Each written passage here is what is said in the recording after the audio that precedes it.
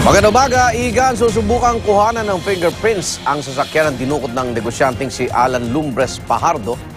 Si Fajardo ay dating tauhan ng pinaslang na alkalde ng Tanawang Batangas si Antonio Halili. Lagi una ka sa balita ni John Consulta, exclusive.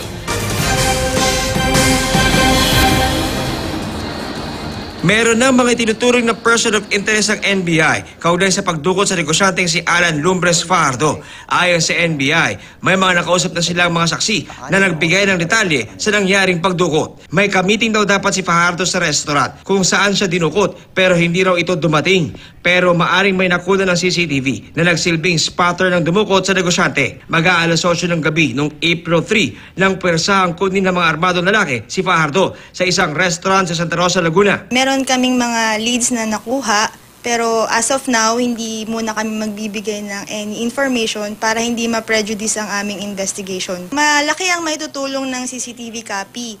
Sa pamamagitan nito, malalaman natin kung may mahahagip tayong plaka or any personalities. Magsasagawa ang NBI ng forensic examination sa sasakyan para kunin ang mga naiwang fingerprints. Tuloy ang parallel investigation ng Laguna PNP. Iniimbestigahan ang motibo sa pagdukot kay Fajardo. We are appealing to the public na in case may info po sila, feel free to approach yung Santa Rosa Police Station or the Laguna Police Provincial Office for the information regarding the disappearance or abduction of Mr. Alan Fajardo. Para sa unang balita, John Consulta reporting.